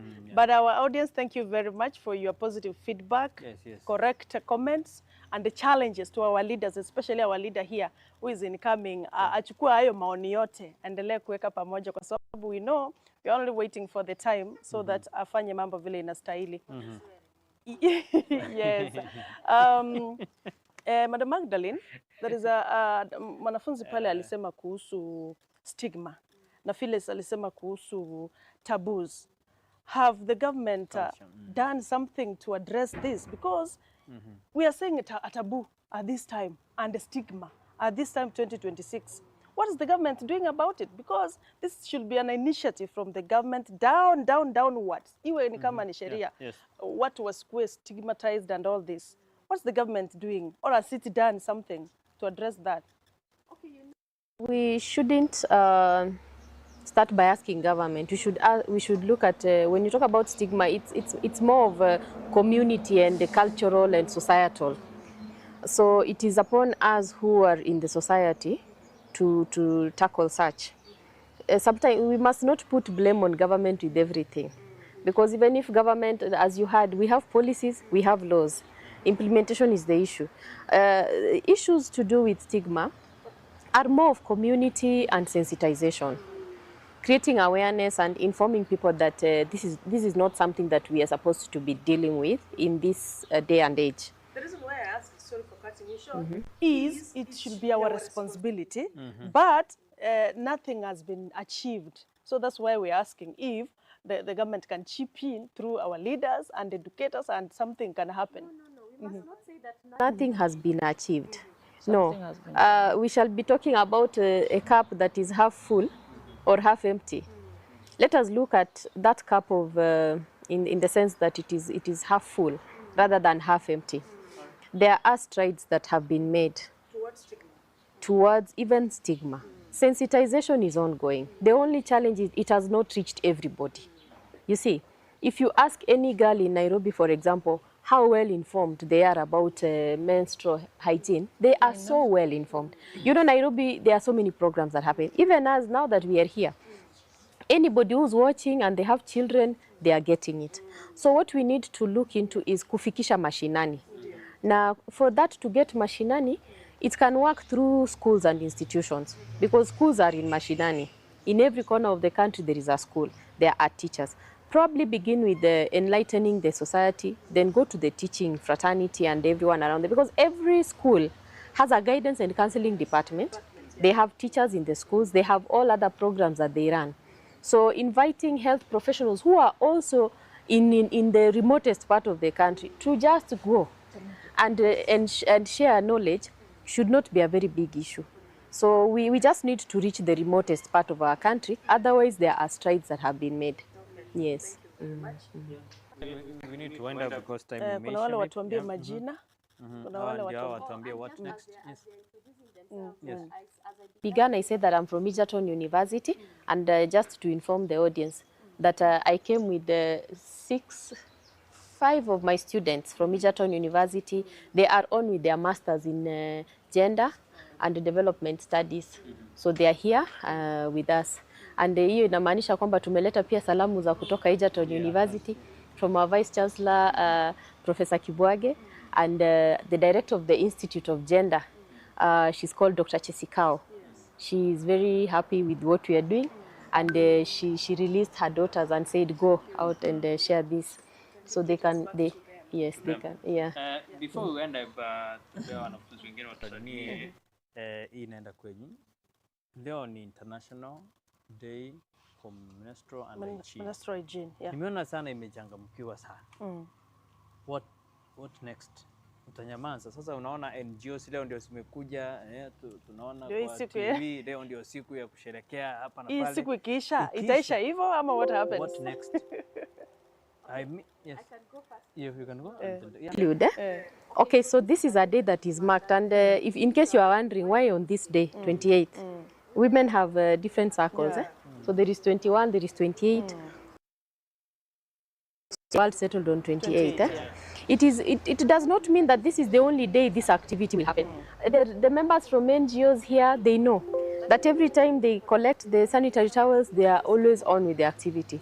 But when we mark this day, it is just to create awareness and to sensitize those who did not know that there is such a day. And globally, we have different days for different occasions and everything. Yeah. So those are just days that are out there to remind the public, in case people had forgotten, to mark the strides that have been made, to chant way forward, and to probably address the challenges that people have faced. Yes. Okay. On my own, as an aspiring leader, or the leader, what I can say is that no at this juncture, what we are just trying to do today is to create awareness. But for now, my wish is that no girl, no woman should miss going to work or girl because they had menses. For me, I will only promise that if I am in office, I've been doing this for some time, but I would like to do more. I would like to make sure that we create more awareness with the girls and also provide those sanitary pads so that they don't miss school. Tuone kama hao wasichana they are having their periods with dignity. So marking today is not just the end. It's, for me, looks like we've been doing this, but looks like a beginning of good things ahead of us. So we're not just finishing here, but we'll be doing more and even educating more people in our community. Okay, that's very fine. Next year on 28 May, it will be on a Friday.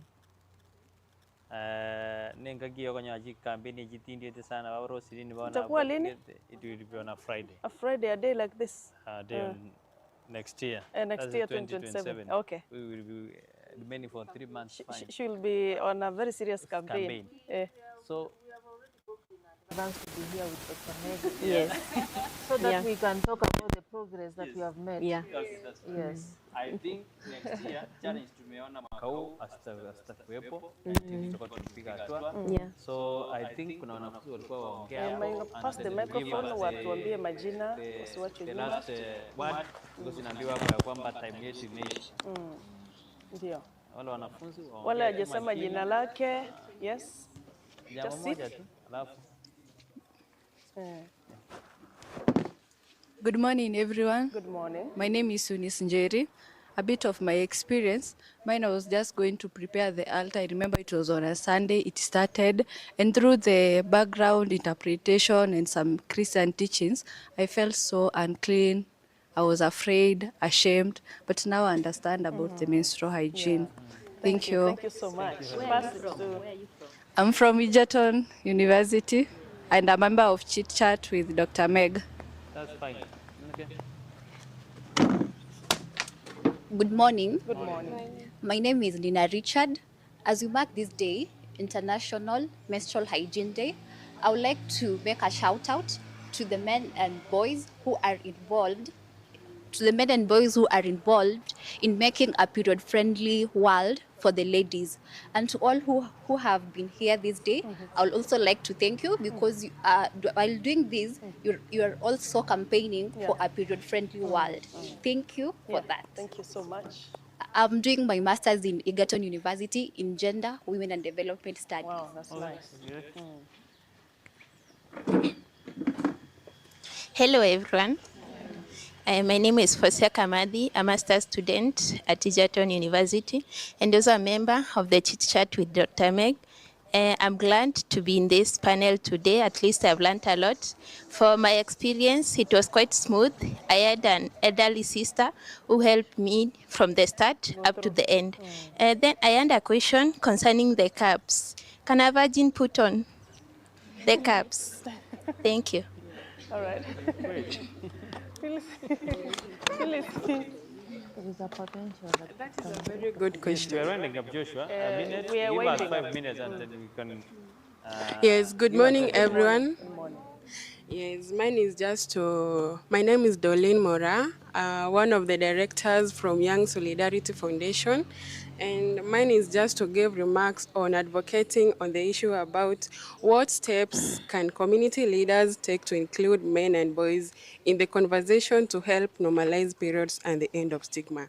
I really thank Madam Dr. Roselyne Nyakona, Dr. Gesare, and the entire team for advocating and recognizing the boy child during this day of Menstrual Hygiene Day. Thank you. Thank you so much. Okay. I think it was Yes. You want to answer that? You answer that question. Phyllis, answer the question. Okay, thank you so much for the question. And when we're out there, we want to tackle those myths because it's a myth that the menstrual cup breaks virginity. And my medic will also expound on that because virginity is broken through a sexual intercourse. And we can explain that For us, we have it in mind that having the hymen is virginity. Yet it's not true, because the hymen can be broken in very several ways, especially if you do sports, you do anything else, gymnastics. And so for us in the African setting, we always think that the absence of the hymen is absence of virginity. It is not true. So that is what we want to debunk, that the menstrual cup cannot break your virginity, because it's only just fitting in to collect the fluid. Kazi yake. Yes, and so when you use the cup, it doesn't mean that you're breaking your virginity. I hope I answered well, my medic. Yeah, you answered. Thank you. Madam Magdalene and Dr. Roselyne Nyakona, I think you give your closing remarks. As we Tusaidie mic Roselyne. Tuanze na daktari. Magdalene nianze, and then we call it a day. TV for having us once again, Sarah in Brighton, and I like the work you're doing, so keep it up. We work together through all this, and the entire team at Etaya TV. For our students, the young generation, Young Solidarity Foundation, and the students from Egerton, I'm happy that you have had such an engaging session. You've really done well. I'm so impressed. I didn't know that we would have such a lively show. And I'm hoping that bagusi baito bonsi bare go tegerera mbanyora kende out of this. And I'd like to also say that hata kama tulifanya code switching abagusi n'abantu basomete. Yes, na inde mbaigwa mangana twakwanera. So thank you so much. Just to wind up, I would just like to say that let us continue enlightening our society. And as Mheshimiwa has said, next year when we come back here, sincerely we should not be talking of period poverty. The much that we can do, whether as an individual, as a group, or a society, or as a government, and all the other stakeholders, let us do. Sincerely, let us do. And also just to wind up, I would say, if there is any school out there that is stranded, that the teachers maybe do not have enough sanitary towels, this is the time to also reach out to us, so that where we are able to mobilize, we can get those sanitaries to reach the population out there. And we almost forgot, we're talking about children more, but the young man raised an issue about young girls in college. You see, poverty kama ilianza utotoni, hata through college bado imefuata mtoto until amalize kusoma apate employment. So we should not ignore the age of young girls in institutions of learning, whether the senior high school or in college. They are all our children until that time they go into employment. So we also really need to look into their welfare and then make a step forward. Thank you very much.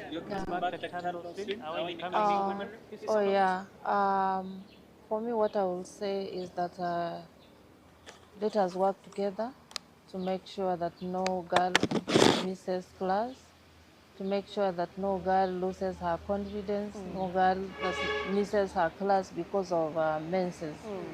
Let us try to work together, you as the fourth estate, in trying to create awareness. And by the way, thank you very much for giving us this opportunity to be able to speak out.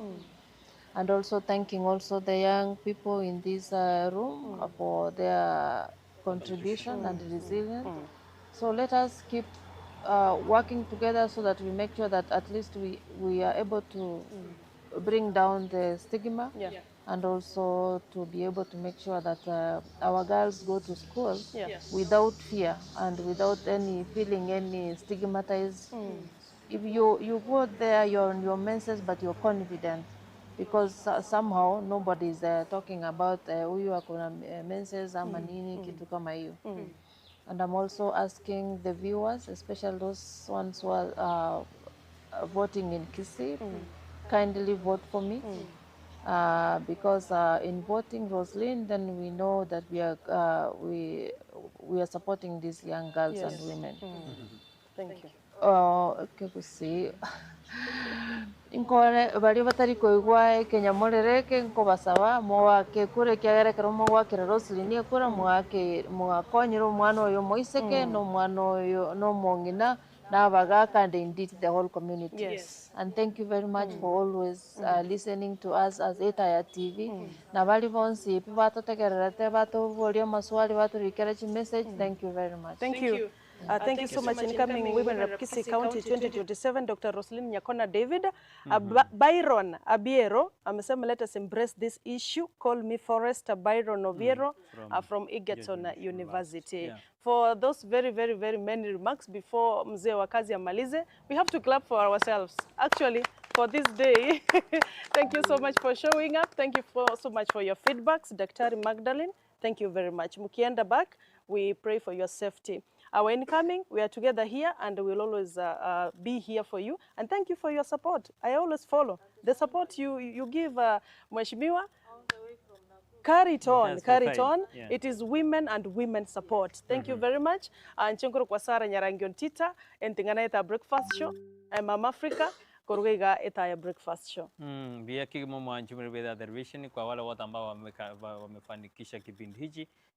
Tukubakirambia mono ekero tuku producer ya nao ndina jisa jera ugetia kekere kare Joshua. Thank you for that. Sana Joshua. Asawa domente birevi mpaka 10. By the way, let's call it a day. Na watakuwa na shele huko Kireli Girls. Sijui inaanza saa ngapi Tyson. Lakini imeanza tu. Watu watajoin huko. Na bandu bado join wataenda tu sawa. Okay. Igo tikatubakirambia mona ekero mwacha kuleta television ro bagusia siri tukeriga let us embrace tikato chamo tosiro mwana munyaruka tosiro musubati erinde ebwene na into abatata tu atebi we have been challenges atina we ensure that abana baitu twamanyire mbaba Santa Towels kwenda school mugurire mwechibese gamba no mukao mwigwane na kimukore ndo mwana okomurende biya na ikana na university abakumanya daddy akona we. I was being told that you are the first boyfriend uja so mwano munyaruka. You are the first boyfriend. Ukiajia mtoto wako boyfriend mwingine bas ona bahati is doomed. Igawa ibuli abasacha tikatobe maiso na turakonyo sacha. Ene TV etwalenge kurwazenzemo ye camera ni producer wangu. Phyllis, you give me that one. Yes, etwalenge ne producer ya nemetwero mai kurwazenzemo ye camera kwa watena the tallest man ne Frank Mayunga na abandi bali bene kina twagochira sinjia bene kurwase Tire House igotumira nditko liangio simerubiriende kwa niaba ya Mama Africa netimengi asante sana butambi ngo kwa ndeka thank you so much thank you digana tokore the by the way njaba ndo mama idea dari ane mse wakasi thank you so much thank you yes.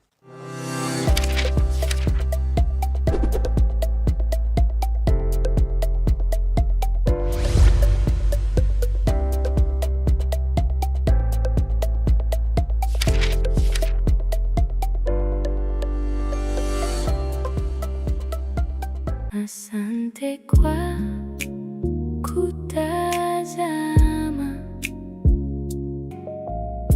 Etaya TV, obora bubwagusi.